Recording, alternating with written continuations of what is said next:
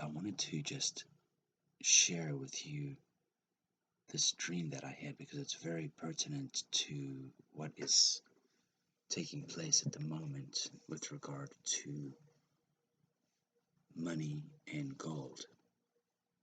And it's very interesting in light of the day's events as well, the day prior to tonight. I had been wanting to buy some gold in the dream, and I had my daughter with me, and she's 7 right now, and somehow she had been woken up, and I had to leave the house and take her with me, and I was trying to buy some gold.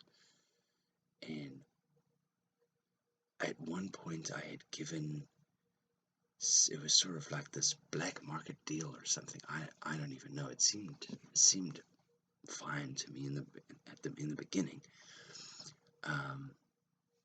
but I don't remember giving this specific person the money. So I had given this guy $1,600, and that was hard-earned money.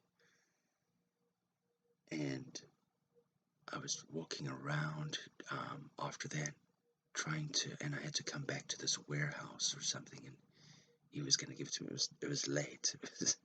The whole thing was crazy, but so after I given him the money, and then the funny thing is, it's almost like we were at this. And sorry, I know I'm not giving you the conclusion of the dream, basically, but I will here shortly. It's almost like my daughter and I had been at this Baskin Robbins or something, or it was some sort of ice cream store, and then I saw a few people there, including one of my bosses, basically, and I think that probably represents just sort of how we make money, how we earn money. The fact that I'd seen him there, and but then anyway, I told him, that we had to take off because I was trying to get my daughter to bed soon and trying to get this taken care of. And so I'm trying to think of what happened next. Sorry for the delays. I somehow had given this guy some money, not my boss, but another person who was sort of downstairs. It wasn't a dungeon, but it was kind of like an old warehouse. It was almost like we weren't in a commercial area anymore. And in reality, if we think about the current gold market and the silver market, it actually is very much like a black market in many ways.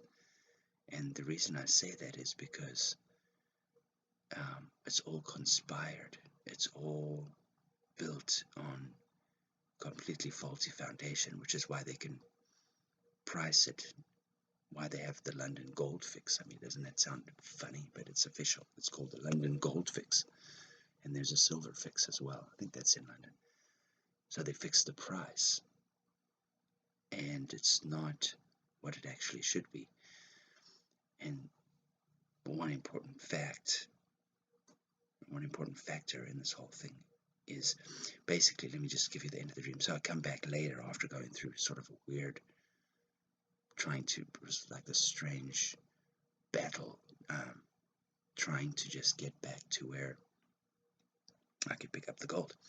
So I get back there with my daughter finally, and it's kind of like these guys are almost like thugs in a way. They didn't look exactly like thugs, but they were. And so I said, okay, hey guys, I'm back. And there was one guy who I'd spoken with in particular. I'd given him the money, and he said, okay, your gold will be down in this, if you go downstairs, but it's not there right now, but it'll be in this particular spot. And I said, oh, the gold isn't there? And he said, no. So I said, oh, okay, shoots. Well, I need the physical gold right now. So yeah, just go ahead and give me the money back. And then there was a few other guys standing around. They were doing something else, but him, the one guy, the main guy I was talking to, and another guy were paying attention. They were like there, and I was there with my little girl. And he hands me some money, and I counted, and it's like I'm not looking I wasn't too uh, hopeful after this because it was like $1 bill on the top. And I'd given him 1,600, and it ends up being, I don't know, it was maybe 15 or 16 bucks.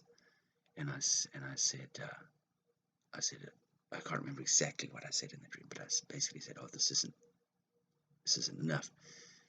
I said, I need all the money back," and he said, "I'm sorry, I don't have it."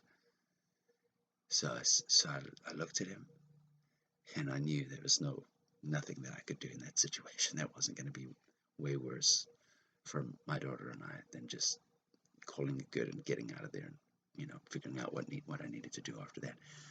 I was thinking of crazy stuff that I go through in my mind, but um, anyway, so I say, okay, no worries, no worries.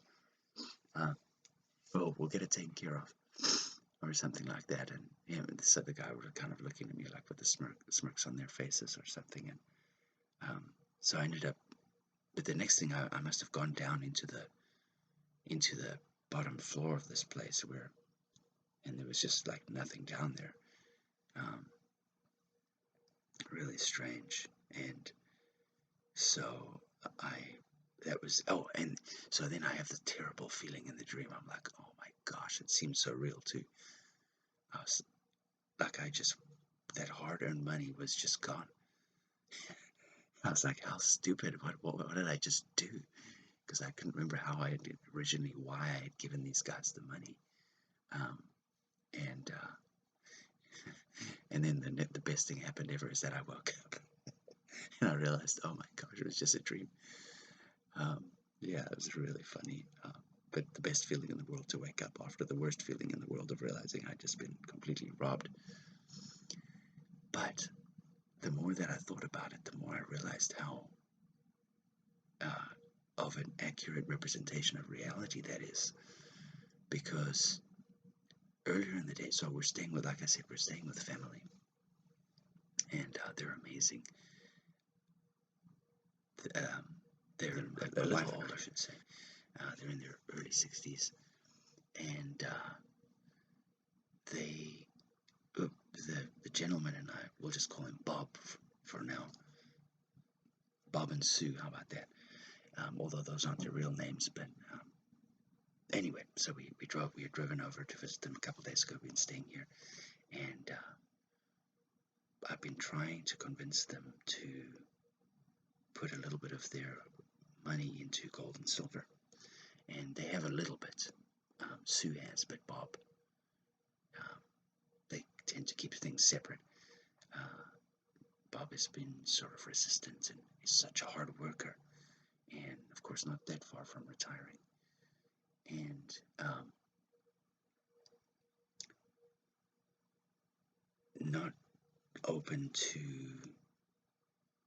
things that are, or seemingly anyway, not open to things that are not regular run of the mill kind of, this is how things have always been. This is how, it's kind of hard to break through in that area.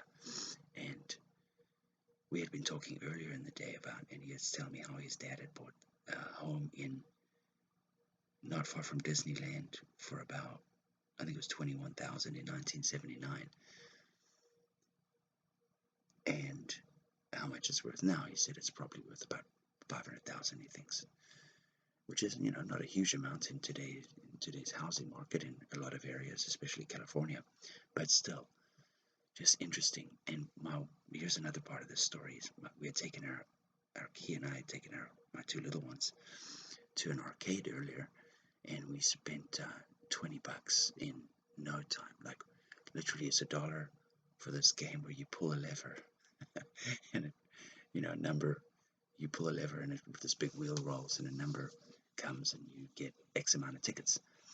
And so it's almost like these tickets that you get back on your card that you use to pay, because you give $20, you get a card that has $20 on it, and you use that for all the games.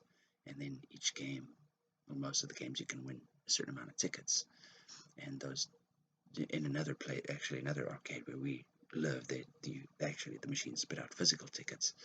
But in this arcade, the tickets just automatically go on your card that you are using. And so anyway, so literally it's like $1 for to pull the handle, and then you get some tickets. So we go, after we get all these tickets, we had about, I think, 290 tickets or something, which is like almost nothing. But the funny thing is, it's like currency. I mean, it's a currency, and or it's a type of currency in a way. So we end up with it. We spend $20. We end up with 290 tickets. We go and trade those in, and the kids get like a couple of little rubber snakes and a candy and a few little, sort of hard candy things, which they were not allowed to eat. Well, they did have a little bit later on after they had food. Anyway, the bottom line is that this currency is really worthless, and it's going to be a lot more worthless soon. Just like that $20 went into 290 tickets, which was able to buy next to nothing. And I mean, a lot less than $20 was able to. And so where we find ourselves right now in this financial system, which I'm trying to think of the guy's name. You got to listen to it.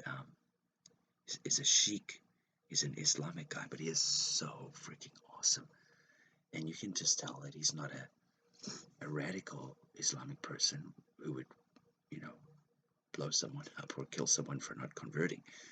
He is really awesome, dude, and he knows his stuff. Sheikh Imran Hussein, I think it is. So Sheikh is Sheikh, and then Imran is I-M as in Mary, R-A-N, and Hussein is Hosein. Sheikh Imran Hussein. You got to listen to some of his stuff.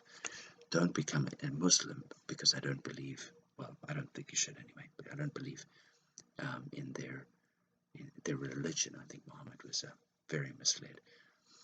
But nevertheless, this guy is awesome, and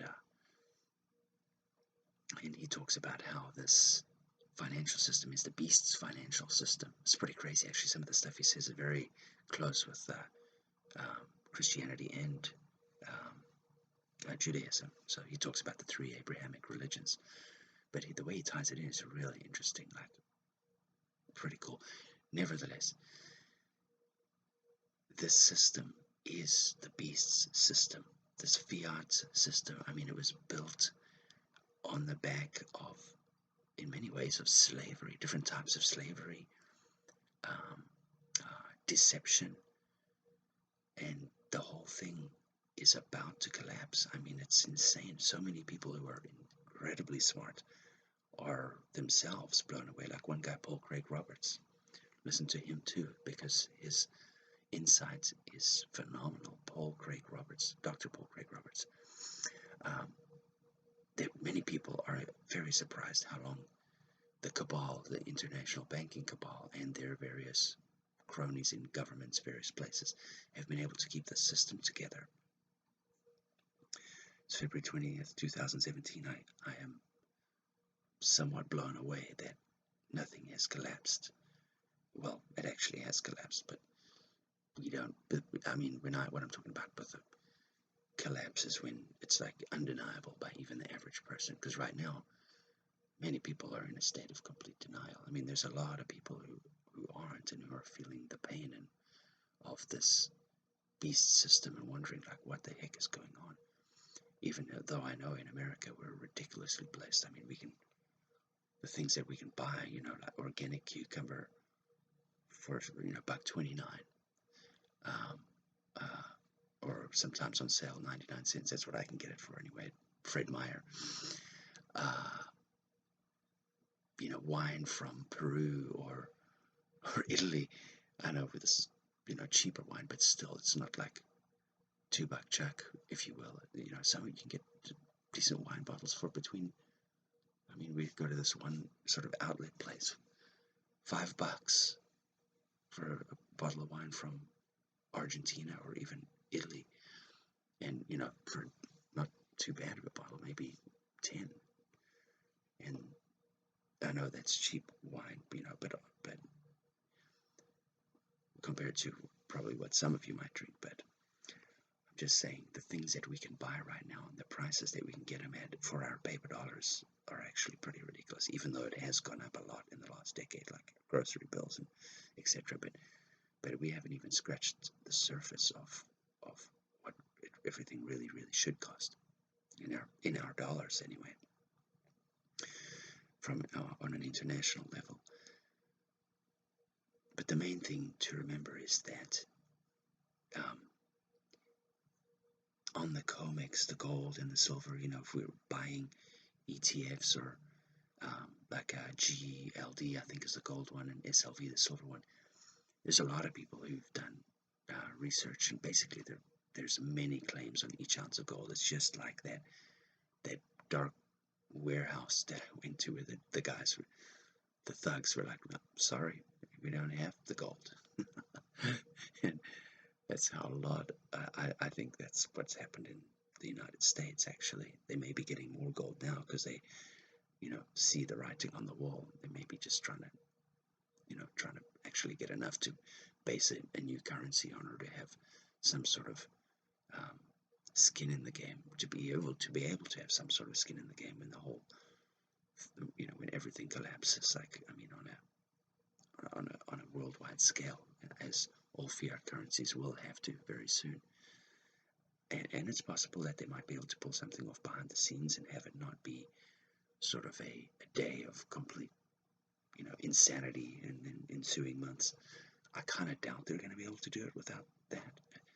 I think we're sort of descending into that right now. A lot of people are not able to make ends meet, and a lot of people are just barely making ends meet. But it's just the beginning, kind of like in Venezuela, where things sort of started to take a bad turn, and then very quickly they took a really bad turn. The odds of that happening here in the United States are getting higher and higher. I'll just put it that way. Even with Donald Trump being president, and that could be really good or really bad. I don't know. I'm a lot happier that he's the president than Hillary Clinton right now, anyway. But who knows what could happen? Anyway, the main thing to remember is that we should be converting whatever we can into, I believe, into silver coins or gold after we've met, and our other needs, and got some backup food. And I'm not saying you need to become a prepper, but at least do some preparation anyway for what could happen. And look at what's happened in Venezuela. That's just one example, one place. It happened many other places before in history, and is happening in other places now.